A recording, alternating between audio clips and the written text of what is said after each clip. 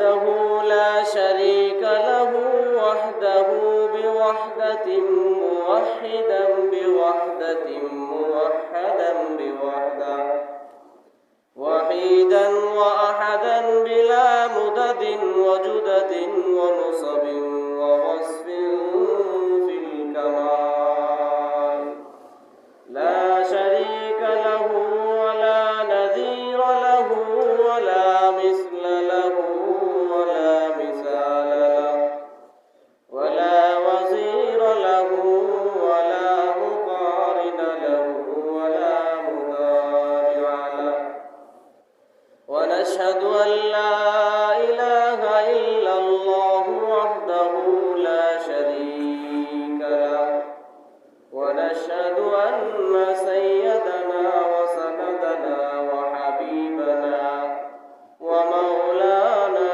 محمدا عبده ورسوله أما بعد فأعوذ بالله من الشيطان الرجيم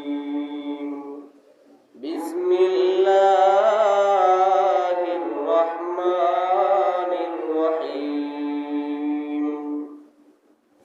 اليوم أكملت لكم دينكم وأتممت عليكم نعمتي ورضيت لكم الإسلام دينا وقال النبي صلى الله عليه وسلم من أحدث في أمرنا هذا ما ليس منه فهو رد أو كما قال عليه الصلاة والسلام وقال النبي صلى الله عليه وسلم من عمل عملا ليس عليه أمرنا فهو رد أو كما قال عليه الصلاة والسلام إن الله وملائكته يصلون على النبي يا أيها الذين آمنوا صلوا عليه وسلموا تسليما اللهم صل على سيدنا محمد النبي الأمي وعلى آله وسلم تسليما اللهم صل على محمد كلما ذكره الذاكرون وكلما غفل عن ذكره الغافلون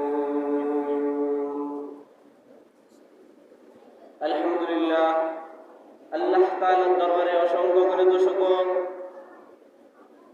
যে রব্বুল আলামিন আজকে আমাদেরকে পবিত্র জুমার দিন জুমার নামাজ আদায় করার উদ্দেশ্যে আল্লাহ তাআলার ঘর মসজিদ পর্যন্ত এসে এবং বসে দিনই কিছু কথা বলার এবং শোনার তৌফিক দান করেছেন বিদায় শুকরিয়া জ্ঞাপন করি আলহামদুলিল্লাহ।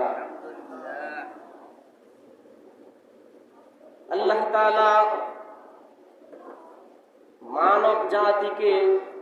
মানব জাতির উদ্দেশ্যে ঘোষণা দিয়েছেন যে পৃথিবীর সমস্ত মানুষ ক্ষতিগ্রস্তর ভিতরে রয়েছে। পৃথিবীর মানুষ সবাই ক্ষতিগ্রস্তর ভিতরে। আজকে মানুষ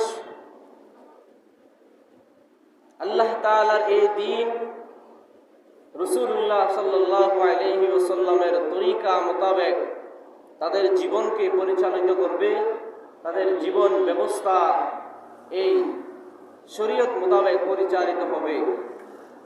প্রিয় উপস্থিতি, আজকে যে বিষয়বস্তু নিয়ে আলোচনা করব সেই বিষয়টা হচ্ছে বেদাত সম্পর্কে আজকে আলোচনার ইচ্ছা পোষণ করেছি। আল্লাহ তাআলা যদি তৌফিক দান করে তাহলে বেদাত কি, বেদাতের সংজ্ঞা কি এবং বেদাত কোন কোন জিনিসগুলো বেদাত এবং বেদাতের পরিণাম কি, এই বিষয়ে আলোচনা করব। আমা তৌফিক ইল্লা বিল্লাহ। দিন পরিপূর্ণ হয়ে গিয়েছে। দিনের পরিপূর্ণতার ঘোষণা স্বয়ং আল্লাহ তাআলা নিজেই আয়াত নাযিল করার মাধ্যমে জানিয়ে দিয়েছেন। আল-ইয়াওমা আকমালতু লাকুম দীনাকুম ওয়া আতমামতু আলাইকুম নি'মাতি ওয়া রাদিতু লাকুমুল ইসলাম দীনা। দিনের পরিপূর্ণতার ঘোষণা আল্লাহ তাআলা আয়াত নাযিল করেছেন রাসূলের উপর, আর তিনি বিদায় হজের ভাষণে এই ঘোষণা দিয়ে গিয়েছেন যে আজ দিন পরিপূর্ণ হয়ে গিয়েছে। এই দিনের ভিতরে নতুন কোনো কিছু ঢুকাবার এবং কমাবার কোনো সুযোগ নাই। দিনের পরিপূর্ণতার ঘোষণা স্বয়ং আল্লাহ তাআলা রাসূলের মাধ্যমে জানিয়ে দিয়েছেন। প্রিয় উপস্থিতি, এই দিনের পরিপূর্ণতার ঘোষণা পূর্ববর্তী কোনো নবীদের মাধ্যমে, কোনো কিতাব নাযিল করার মাধ্যমে দেন নাই, কিন্তু সর্বশেষ নবী আকায়ে নামেদার তাজেদারে মদিনা মুহাম্মদুর রাসূল সাল্লাল্লাহু আলাইহি ওয়াসাল্লামের মাধ্যমে এই দিনের পরিপূর্ণতার ঘোষণা দিয়েছেন। অতএব দিন পরিপূর্ণ হওয়ার পরেও নতুন করে কোনো কিছু দিনের ভিতরে যদি কেউ ঢুকাতে চায় এবং কমাতে চায়, তাহলে সেটা কখনো গ্রহণযোগ্য হবে না। নতুন কোনো কিছু ঢুকালে সেটাকে শাব্দিক অর্থে বেদাত বলা হয়। আজকের আলোচ্য বিষয় হচ্ছে বেদাত। আর বেদাতের শাব্দিক অর্থ হলো নতুন কিছু আবিষ্কার করা, নতুন কিছু তৈরি করা। পৃথিবীর যতগুলো জিনিস নতুন আবিষ্কার হয়েছে, যেগুলো রাসূলের জমানায় ছিল না, সবগুলাকে শাব্দিক অর্থে বেদাত বলা হয়। ইসলামী পারিভাষিক অর্থে বেদাত কাকে বলে? আমরা অনেকেই বেদাতের এই সংজ্ঞা না জানার কারণে অনেক সময় বিভ্রান্তের মধ্যে থাকি, বিভ্রান্তের মধ্যে পড়ে যাই। স্পষ্ট হাদিস রাসূলুল্লাহ সাল্লাল্লাহু আলাইহি ওয়াসাল্লাম জানিয়ে দিয়েছেন। ইসলামিক পারিভাষিক অর্থে বেদাত কাকে বলে? قال النبي صلى الله عليه وسلم من أحدث في أمرنا ما ليس منه فهو رد من أحدث في أمرنا هذا ما ليس منه فهو رد أي مردود عليه। প্রিয় উপস্থিতি, কোনো একটা জিনিস বেদাত হওয়ার জন্য তিনটা জিনিস লাগবে, তিনটা শর্ত। তিনটা শর্ত যদি পাওয়া যায় তাহলে ওই জিনিসটা, ওই আমলটা বেদাত হিসাবে গ্রহণযোগ্য হবে, সেটাকে বেদাত বলা যাবে, সেটা বেদাত হিসাবে বিবেচিত হবে। এক নম্বর শর্ত হলো বেদাত হওয়ার জন্য মান আহদাসা, নতুন কিছু সৃষ্টি করা। এক নম্বর শর্ত হলো নতুন কিছু সৃষ্টি করা। শুধু নতুন কিছু সৃষ্টি করলেই বেদাত হবে তা নয়, কারণ বর্তমানে এমন কিছু জিনিস, এমন কিছু প্রোডাক্ট এবং আসবাবপত্র রয়েছে যেগুলো রাসূলের জমানায় ছিল না, নতুন আবিষ্কার হয়েছে, তৈরি হয়েছে। বিজ্ঞান যত উন্নত হচ্ছে তত আসবাবপত্রের তত উন্নত হচ্ছে, নতুন নতুন জিনিস আবিষ্কার হচ্ছে দৈনন্দিন। এই জন্য নতুন কোনো জিনিসকে সৃষ্টি করলেই, তৈরি করলেই বেদাত হবে তা নয়। যেমন রাসূলের জমানায় প্লেন ছিল না, উড়োজাহাজ ছিল না, এখন আছে। এভাবে করে আমরা যে পাখা ব্যবহার করতেছি, এটাও রাসূলের জমানায় ছিল না, নতুন আবিষ্কার। যে বাল্ব লাইট ব্যবহার করতেছি, সেটাও ছিল না। এভাবে করে অনেক আসবাবপত্র রয়েছে যেগুলো রাসূলের জমানায় ছিল না। স্বয়ং যে কোরআন আমরা পড়তেছি, এই কোরআনের যে কপি, যে বাইন্ডিং, এই বাইন্ডিংটাও রাসূলের জমানায় ছিল না। এবং যে বুখারী মুসলিম আমরা হাদিসের কিতাব পড়ি, এগুলো কিতাব আকারে একত্রিত এভাবে জমা ছিল না। সবগুলো নতুন আবিষ্কার হয়েছে, নতুন তৈরি হয়েছে। এই জন্য কোনো একটা জিনিস নতুন আবিষ্কার হলেই সেটা বেদাত হবে না। তিনটা শর্ত লাগবে। তার মধ্যে দ্বিতীয় নম্বর শর্ত হলো ফি আমরিনা হাযা আই দীনিনা হাযা, এই দ্বীনের ভিতরে, ধর্মের ভিতরে সওয়াবের উদ্দেশ্যে কোনো নতুন জিনিস আবিষ্কার করা। সওয়াবের উদ্দেশ্যে নতুন কোনো জিনিস আবিষ্কার করা। তৃতীয় নম্বর শর্ত হলো মা লাইসা মিনহু, যাহা এই দ্বীনের মধ্যে নাই, যাহা ধর্মের ভিতরে, ইসলামের ভিতরে নাই। তাহলে বেদাত হওয়ার জন্য তিনটা শর্ত খুব ভালোভাবে আমরা স্মরণ রাখি এবং খেয়াল করি যে এই ধর্মের ভিতরে, দ্বীনের ভিতরে যে জিনিসটা নাই, এমন একটা জিনিস সওয়াবের উদ্দেশ্যে নতুন আবিষ্কার করার নামই হলো বেদাত। এমন একটা জিনিস দ্বীনে নাই, ইসলামে নাই, ওইটাকে সওয়াবের উদ্দেশ্যে, সওয়াবের উদ্দেশ্য ছাড়া হবে না, কিন্তু সওয়াবের উদ্দেশ্য লাগবে। সওয়াবের উদ্দেশ্যে নতুন কিছু আবিষ্কার করা, সেটাকে বেদাত বলা হয়, যেটা স্বয়ং রাসূলুল্লাহ সাল্লাল্লাহু আলাইহি ওয়াসাল্লাম হাদিসের মাধ্যমে জানিয়ে দিয়েছেন। এটা যদি, এই তিনটা শর্ত যদি পাওয়া যায়, ফাহুয়া রদ্দুন, রাসূল বলেন সেটা প্রত্যাহার এবং প্রত্যাখ্যান করতে হবে। আই মারদুদুন আলাইহি, সেটাকে প্রত্যাখ্যান করতে হবে। মান আহদাসা ফি আমরিনা হাযা মা লাইসা মিনহু ফাহুয়া রদ্দুন, যে একটা বিষয় যেটা এই দ্বীনের ভিতরে নাই, এমন একটা বিষয় সওয়াবের উদ্দেশ্যে সৃষ্টি করা, নতুন আবিষ্কার করার নামই হলো বেদাত।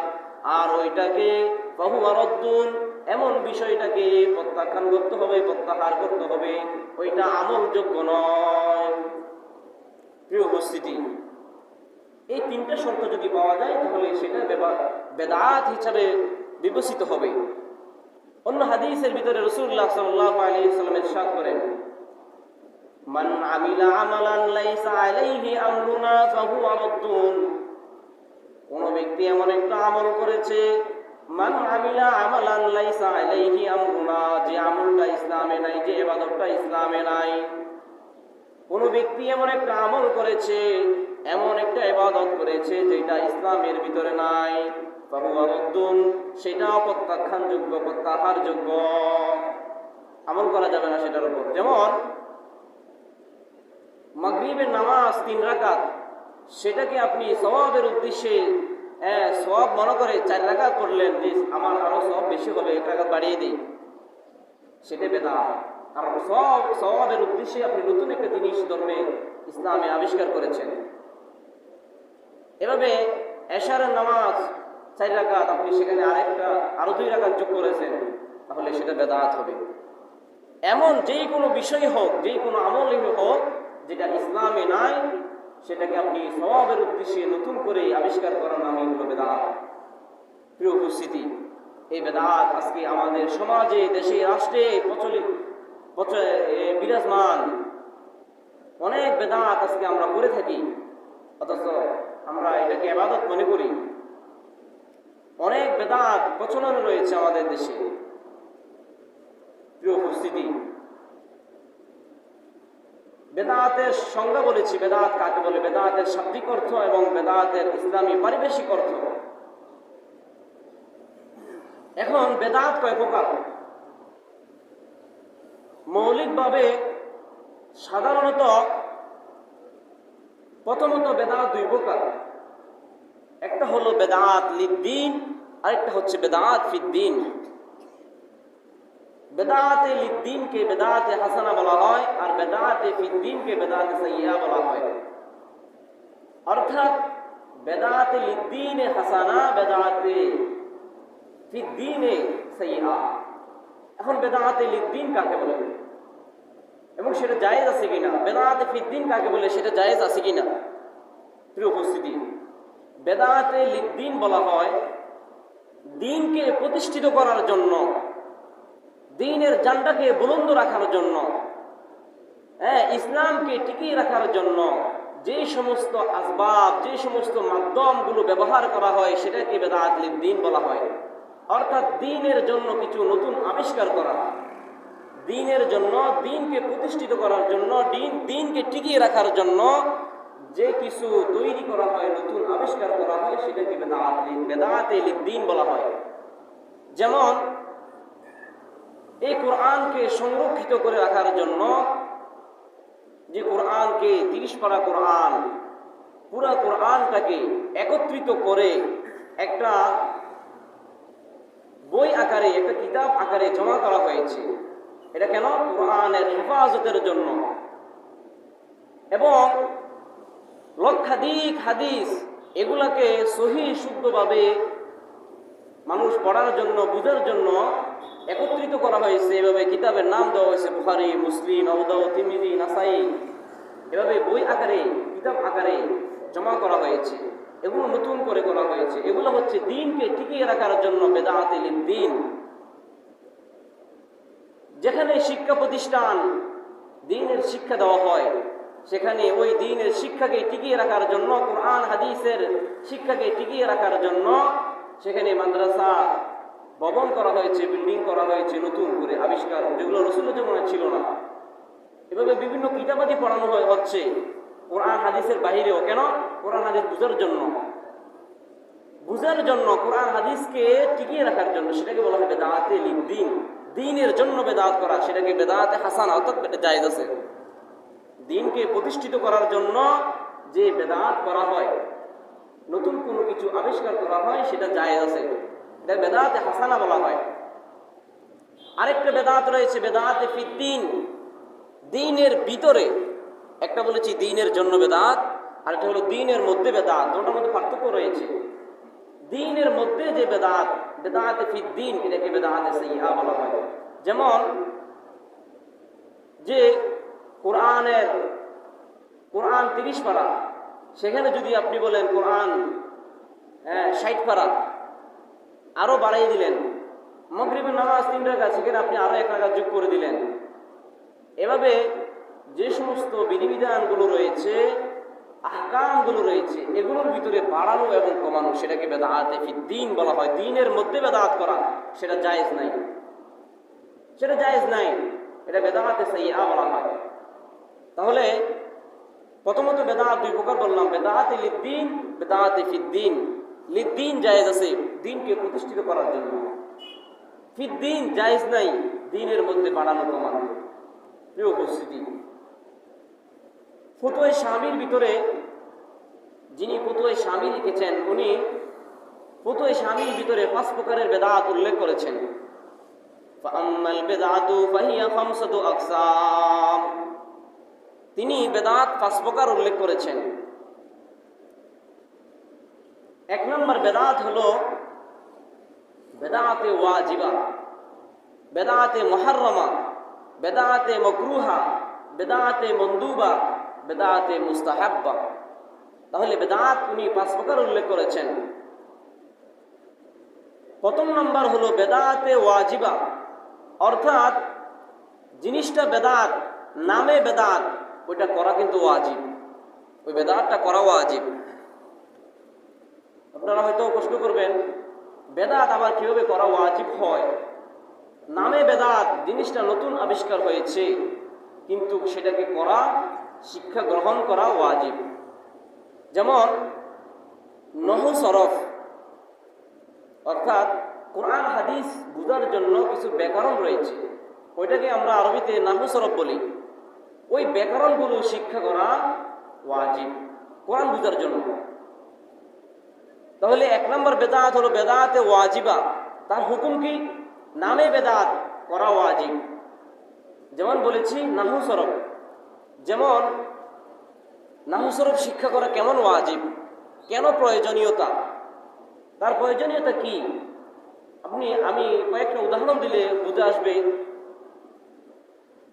আমরা যখন সূরা ফাতিহা তেলাওয়াত করি, সব সময় পড়ি, সেখানে কি আছে?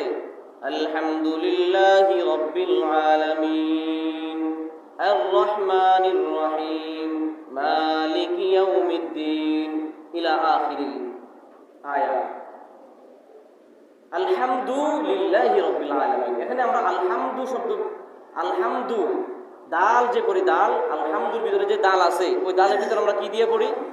পেশ দিই। পেশ হরকত 3 প্রকার, জবর, জের, পেশ। আমরা আলহামদুর ভিতরে পেশ দিয়ে পড়ি। কেন? সেখানে তো 3টে অপশন রয়েছে, জবরও আছে, জেরও আছে, পেশও রয়েছে। সেখানে আমরা শুধুমাত্র আলহামদুর ভিতরে সবাই পড়ি আলহামদু বা আলহামদা, আলহামদি আমরা কেউ পড়ি না। সেখানে লেখাও আছে আলহামদু। কেন সবাই আলহামদু পড়ি? এর কারণ কি কেউ বলতে পারবো? আলহামদু আমরা কেন পড়ি? সেখানে তো তিনটা অপশন রয়েছে, হরকত তিন প্রকার, জবর, জের, পেশ। আমরা জেরকেও পড়ি না, জবরকেও পড়ি না, শুধু পেশ দিয়ে কেন পড়ি? প্রিয় উপস্থিতি, ব্যাকরণ আছে আরবি, যে কোনো একটি আরবি শব্দ, আরবি বাক্য লিখতে যে শব্দটা, যে ওয়ার্ডটা প্রথমে আসে, ওই ওয়ার্ডের, ওই শব্দের শেষ হরফটা হবে পেশ। তার কায়দা কি?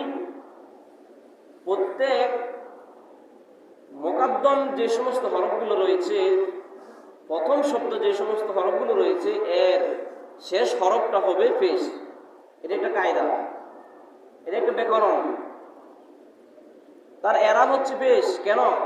যে তার মোকাদ্দমার এরাব হলো ইবতিদা, ইবতিদার এরাব হলো মুবতাদা। মুবতাদা অর্থ হলো শুরু, যে জিনিসটা শুরুতে আসবে তার শেষ হরফটা হবে কি? পেশ। এটা হলো ব্যাকরণ, কায়দা। এই কায়দার যদি আমরা না জানি, তাহলে আমরা আলহামদু কেন পড়লাম, আলহামদি কেন পড়ি না, আলহামদা কেন পড়ি না, সেটা আমরা বুঝবো না। সেজন্য ব্যাকরণ হচ্ছে প্রত্যেক ইবতিদা তার পেশ হলো, পেশ দেওয়ার কারণ হলো মুবতাদা, আর প্রত্যেক মুবতাদা তার পেশ দেওয়ার কারণ হলো ইবতিদা। আমরা বুঝবেন না এগুলা, তারপর বলতেছি বোঝানোর জন্য যে বেদাত ওয়াজিবা কেন। এরপরে আমরা আলহামদুলিল্লাহি রাব্বিল আলামিন আমরা তর্জমা করি বা অর্থ করি, যে বাংলা বিভিন্ন জায়গায় লেখা থাকে সমস্ত প্রশংসা কার জন্য? আল্লাহ তাআলার জন্য। সমস্ত প্রশংসা আল্লাহ তাআলার জন্য, এটা লেখা থাকে এবং আমরা পড়েও থাকি। অথচ আলহামদুর ভিতরে যে হামদুন শব্দ রয়েছে, ওই শব্দের ভিতরে, এই শব্দের অর্থটা হলো শুধুমাত্র প্রশংসা। হামদুন শব্দের অর্থ কি? প্রশংসা। প্রশংসা আল্লাহ তাআলার জন্য। কিন্তু সেখানে আমরা আরেকটা শব্দ যোগ করি, সমস্ত প্রশংসা। সমস্ত শব্দটা কোথায় থেকে আসলো? সেখানে তো এই শব্দে, এই অর্থের শব্দ তো এখানে নাই। এই অর্থটা যে আমরা ব্যবহার করলাম, এটার একটা শব্দ তো লাগবে, লফজ লাগবে, এই লফজটা সেখানে নাই। তারপরে আমরা কেন সমস্ত প্রশংসা বলি? উপস্থিতি, এটা বোঝার জন্য 4টা জিনিস বুঝতে হবে। আলিফ লাম, অর্থাৎ আলহামদুর যে শুরুতে আলিফ লাম রয়েছে, ওই আলিফ লাম 4 প্রকার। আলিফ লামে জিনসি, আলিফ লামে ইস্তিগরাকি, আলিফ লামে আহাদে জাহিনি, আলিফ লামে আহাদে খারিজি। এখানে আলিফ লামে 4 প্রকারের ভিতরে আলহামদুর ভিতরে যে আলিফ লাম রয়েছে, ওইটা কোন প্রকারের আলিফ লাম? সেখানে হলো আলিফ লামে ইস্তিগরাকি। এখানে আলিফ লামে ইস্তিগরাকি হওয়ার কারণে তাহার অর্থটা এমন হয়েছে যে আলিফ লামে ইস্তিগরাকির অর্থ হলো জমিয়তকে বোঝা, সমস্ত কিছু বোঝা, সব কিছুকে বোঝানো। আলিফ লামে ইস্তিগরাকির অর্থ হলো সব কিছু বোঝানো। যেমন আলহামদুলিল্লাহি রাব্বিল আলামিন, সমস্ত প্রশংসা আল্লাহ তাআলার জন্য। কেন? আমরা পৃথিবীতে কোনো মানুষ যদি দেখি, তার চেহারা অনেক সুন্দর, তখন আমরা তার প্রশংসা করি। আমরা যদি তার প্রশংসা করি, তাহলে তার প্রশংসা করা মানে আল্লাহ তাআলা প্রশংসা করা, কারণ তার সৌন্দর্যতা আল্লাহ তাআলা দিয়েছেন। এবং কোনো ব্যক্তি আলেম, আমরা তার প্রশংসা করি, ওই ব্যক্তিটা আলেম, তাহলে তার প্রশংসা করা মানে আল্লাহ তাআলার প্রশংসা করা। কেন? তাকে ইলম দিয়েছেন আল্লাহ তাআলা। কোনো ব্যক্তি হাফেজ, তার প্রশংসা করি, তার প্রশংসা করা মানে আল্লাহর প্রশংসা করা, কারণ তাকে কোরআন শিক্ষা দিয়েছেন আল্লাহ তাআলা। কোনো ব্যক্তি ধনী, আমরা তার প্রশংসা করি, তার প্রশংসা করা মানে আল্লাহর প্রশংসা করা, কারণ আল্লাহ তাআলা তাকে ধন সম্পদ দিয়েছে। এভাবে পৃথিবীর যত প্রাণী, পৃথিবীর যত মানুষের যত ধরনের প্রশংসা রয়েছে, সমস্ত প্রশংসার মালিক একমাত্র আল্লাহ তাআলা। আপনি যারই প্রশংসা করবেন, যেই জিনিসের প্রশংসা করবেন, সমস্ত প্রশংসার মালিক হলো আল্লাহ তাআলা। এই জন্য এখানে আলিফ লামটা যে রয়েছে, আলিফ লামে ইস্তিগরাকি, আর আলিফ লামে ইস্তিগরাকির অর্থ হলো পৃথিবীর সমস্ত প্রশংসাকে বোঝানো। এই জন্য আমরা সেখানে আলহামদুলিল্লাহি রাব্বিল আলামিনের মধ্যে অর্থ এভাবে করি, সমস্ত প্রশংসা আল্লাহ তাআলার জন্য। আমি বুঝিতে পারছি কিনা জানি না। আলিফ লামে ইস্তিগরাকি এটা সমস্ত গতিকে বোঝায়, জমিয়তকে বোঝায়। এই জন্য আলহামদু শুরুতে যে আলিফ লাম রয়েছে এটা হলো আলিফ লাম ইস্তেগরাক। এই জন্য আমরা বলি সমস্ত প্রশংসা আল্লাহ তাআলার জন্য। প্রিয় উপস্থিতি, এই জন্য 5 প্রকার বেদাতের ভিতরে এক প্রকারের বেদাত হলো বেদাতে ওয়াজিবা, যেটা নামে বেদাত করাটা ওয়াজিব। অর্থাৎ যেমন এই ব্যাকরণগুলো শিখা, আরবি ব্যাকরণগুলো শিখা ওয়াজিব। কারণ এগুলো না শিখলে, এগুলো না বুঝলে কোরআন বোঝা যাবে না, হাদিস বোঝা যাবে না। এখানে শুধু লেখা আছে সমস্ত প্রশংসা আল্লাহ তাআলার জন্য। আমরা তো কোনোদিন বিশ্লেষণ করিনি কেন এখানে সমস্ত আসলো, যে আলহামদুর ভিতরে পেশ কেন হলো, রফা কেন হলো, আমরা কখনো চিন্তা করি না, কারণ আমরা এগুলো বুঝবো না। প্রত্যেক শব্দ শুরুতে, যে আমরা যদি চিঠি লিখি, আরবি কোনো বাক্য লিখি, সেখানে প্রত্যেক শব্দ শুরুটা পেশ হবে তা নয়। কোনো কোনো, যেমন দেখেন বিসমিল্লাহির রহমানির রহিম, বিসমিল্লাহি, হায়ের নিচে আমরা জেদ দিয়ে পড়ি, অথচ সেখানে জবরও পড়ি না, পেশও পড়ি না। কেন? বিসমিল্লাহি পড়ি, হা পড়ি না, হুও পড়ি না। কেন? প্রথম ব্যাকরণ বলেছি আলহামদুর ভিতরে একটা ব্যাকরণ, বিসমিল্লাহর ভিতরে এখানে আরেকটা ব্যাকরণ। 17টি শব্দ রয়েছে, এটাকে আমরা হরফে জার বলি। এই সমস্ত হরফগুলো যদি কোনো শব্দের শুরুতে আসে, অটোমেটিক শেষে কি হবে? জের হবে। অটোমেটিক শেষে কি হবে? আবার সব জায়গায় জের হয় না। যদি এগুলো গায়রে মুনসরিফ হয় তখন আবার জের হবে না, কোনো সময় জবর হবে, কোনো সময় পেশ হবে। বিসমিল্লাহর ভিতরে যে বা রয়েছে, বা শব্দটা হলো হরফে জারের 17টার ভিতরে একটা শব্দ, একটা হরফ। এই জন্য আমরা বিসমিল্লাহি পড়ি। প্রিয় উপস্থিতি, এভাবে এই ব্যাকরণগুলো শিক্ষা করা ওয়াজিব। কোরআন এগুলো না বুঝলে, এগুলো না জানলে কোরআন বোঝা যাবে না, কোরআনের অর্থ তর্জমা সহিভাবে করা যাবে না। আর এই সমস্ত ব্যাকরণগুলো আমার জানা মতে সহি শুদ্ধভাবে মাদারিসে কওমিয়ার ভিতরে ব্যাপকভাবে পড়ানো হয়। এটাকে নাহউ সরফ বলা হয়। এরপর রয়েছে ইলমে বালাগাত, ইলমে ফলসফা, ইলমে নাহউ, ইলমে সরফ, ইলমে লুগাত, ইলমে ইশতিকা, বিভিন্ন ইলম রয়েছে। এই সমস্তগুলো শিক্ষা করা কেন? কোরআন হাদিস বোঝার জন্য। এই জন্য এগুলোকে বেদাতে ওয়াজিবা বলা হয়। 5 প্রকারের দ্বিতীয় নম্বর বেদাত হলো বেদাতে মুহাররমা। নামে বেদাত করা হারাম। নামে বেদাতটা করা হারাম। যেমন কবরকে একেবারে সম্পূর্ণ ফাঁকা করা, কবর সম্পূর্ণরূপে ফাঁকা করা, এটাও বেদাত। এই বেদাতটা করা হারাম, জায়েজ নেই। প্রিয় উপস্থিতি, এভাবে আমরা সমাজের ভিতরে অনেক বেদাত করে থাকি।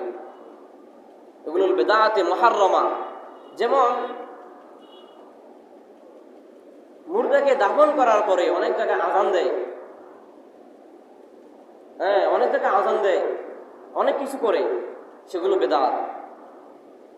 এরপরে আমাদের কেউ যদি ইন্তেকাল করে, মৃত্যুবরণ করে, তাহলে তাহার ইসালে সওয়াবের জন্য আমরা 4 দিন না 40 এভাবে বাৎসরিক, এভাবে নির্দিষ্ট কিছু আমরা দিন উদযাপন করি, দিন পালন করি। এই নির্দিষ্ট দিন সম্পর্কে কোরআন হাদিসে কোনো বিধান নেই। সেখানে ইসালে সওয়াব করা যায়, আপনি যে কোনো মুহূর্তে করতে পারেন। সেটাকে কোনো দিনকে নির্দিষ্ট করে যে 40 দিনের ভিতরে আমাকে এই আয়োজনটা করতে হবে, এমন কিছু মনে করা, 4 দিনের ভিতরে আমাকে এই অনুষ্ঠানটা করতে হবে, এমন কিছু বাধ্যতামূলক করে নেওয়া, সেটা বেদাত। কিন্তু আমি একথা বলি না যে জিয়াফত খাওয়ানো, ইসালে সওয়াবের জন্য গরিব মিসকিন খাওয়ানো বেদাত, সেটা বলতেছি না। বলতেছি কোন দিনকে এই দিনেই আমাকে ইসালে সওয়াবের জন্য কি করতে হবে? অনুষ্ঠান করতে হবে, এটাকে বাধ্যতামূলক করে নেওয়াটা বেদাত। প্রিয় উপস্থিতি, এভাবে করে আমরা 5 ওয়াক্ত নামাজের পরে আমরা দোয়া করি না? 5 ওয়াক্ত নামাজের পরে আমরা দোয়া করি। এই দোয়াটাকে আমরা অনেকে নামাজের অংশ মনে করি। দোয়াটাকে আমরা অনেকে মনে করি নামাজের অংশ মনে করি, অথবা অনেকে আমরা এই দোয়াটাকে লাজেম বা বাধ্যতামূলক মনে করি। এটাকে নামাজের অংশ মনে করা অথবা বাধ্যতামূলক মনে করা, দুটোটা বেদাত। নামাজের পরে যে আমরা সম্মিলিত দোয়া করি, মুনাজাত করি, এটাকে বাধ্যতামূলক করে নেওয়া নিজের উপর, অথবা এটাকে নামাজের অংশ মনে করা বেদাত। এটাকে নামাজের অংশ মনে করা যাবে না, কারণ নামাজ হচ্ছে তাকবীরে তাহরিমা থেকে নিয়ে সালাম পর্যন্ত শেষ নামাজ, এতটুকু পর্যন্ত ইমামের দায়িত্ব। তাকবীরে তাহরিমা থেকে সালাম ফিরানোর পর ইমামের দায়িত্ব শেষ। এরপরে আপনি বসে তাসবিহ তাহলিল বিভিন্ন নফল ইবাদত জিকির আজকার করতে পারেন, কিন্তু সেটাকে আপনি ওই দোয়াটাকে আপনি বাধ্যতামূলক মনে করা, সেটা কিন্তু বেদাত হবে। এটা কিন্তু বাধ্যতামূলক নয়, কারণ নামাজের পরে রাসূলুল্লাহ সাল্লাল্লাহু আলাইহি ওয়াসাল্লাম কোনো সময় দোয়া করতেন হাত তুলে, কোনো সময় দোয়া করতেন না, কোনো সময় বিভিন্ন তাসবিহ তাহলিল পড়তেন, সাহাবায়ে কেরামরা তাসবিহ তাহলিল পড়তেন, আল্লাহুম্মা আনতাস সালাম ওয়া মিনকাস সালাম তাবারাকা ইয়া যাল জালালি ওয়াল ইকরাম, এভাবে দোয়াগুলো বিভিন্ন দোয়াগুলো পড়তেন। কিন্তু আমরা কি করি, শুধুমাত্র ইমাম সাহেব দোয়া করেছে শেষ, এবার আমরা চলে যাই। না, এই দোয়া শেষ করার পরেই আপনি তাসবিহ তাহলিলগুলো পড়তে পারেন, পড়া যায়, সুযোগ আছে। তার মানে এটা নয় দোয়া করা শেষ মানে আমার তাসবিহ তাহলিল সব কিছু শেষ, এটা নয়। ইমাম এই দোয়া করার পরে আপনি বসে বসে নফল তাসবিহ, নফল যে জিকিরগুলো রয়েছে সেগুলো করতে পারেন। প্রিয় উপস্থিতি, এই জন্য যারা বেদাত করে, এই জন্য মিশকাত শরীফের হাদিসের ভিতরে এসেছে বেদাতি ব্যক্তির ইমামতি জায়েজ নাই। বেদাতি কোনো আলেমকে, বেদাতি কোনো ব্যক্তিকে সালাম দেওয়া জায়েজ নাই, তাদেরকে সালাম দেওয়া পর্যন্ত জায়েজ নাই। এই জন্য বেদাত থেকে আমাদেরকে খুব সতর্ক করতে হবে, সতর্ক থাকতে হবে। প্রিয় উপস্থিতি, তাহলে 1 নম্বর বেদাত হলো বেদাতে ওয়াজিবা, 2 নম্বর হলো বেদাতে মুহাররমা, 3 নম্বর হলো বেদাতে মাকরুহা। 3 নম্বর বেদাত হলো বেদাতে মাকরুহা, নামে বেদাত করা মাকরুহ, নামে বেদাত করা মাকরুহ। যেমন আমরা আজকে মসজিদ করি, কিন্তু মসজিদকে আমরা এত পরিমাণ সাজসজ্জা করি, আমরা এত পরিমাণ ডিজাইন করি যে প্রতিযোগিতামূলক একেবারে অতিরিক্ত সাজসজ্জা করা, ডিজাইন করা, এটা মাকরুহ। নামে বেদাত করা মাকরুহ, অতিরিক্ত করা মাকরুহ। এরপরে হলো বেদাতে মন্দুবা, নামে বেদাত, অর্থাৎ সেটাকে করলেও সওয়াব নাই, না করলে গুনাহ নেই। আরেকটা হলো বেদাতে মুস্তাহাব্বা, নামে বেদাত করা মুস্তাহাব। তাহলে ফুতুহ শামির ভিতরে 5 প্রকার বেদাতের কথা উল্লেখ করা হয়েছে। ফাআম্মাল বিদআতু ফাহিয়া 5 আকসামিন, আল ওয়াজিবা ওয়াল মুহাররমা ওয়াল মাকরুহা ওয়া মানদুবা ওয়া মুস্তাহাব্বা। প্রিয় উপস্থিতি, প্রথমত 2 প্রকার বেদাতের কথা বলেছি, বেদাত লিদ্দিন, বেদাত ফিদ্দিন। ফুতুহ শামির ভিতরে 5 প্রকার বেদাতের কথা উল্লেখ করা হয়েছে, যে ওয়াজিবা, মুহাররমা, মাকরুহা, মানদুবা, মুস্তাহাব্বা। প্রিয় উপস্থিতি,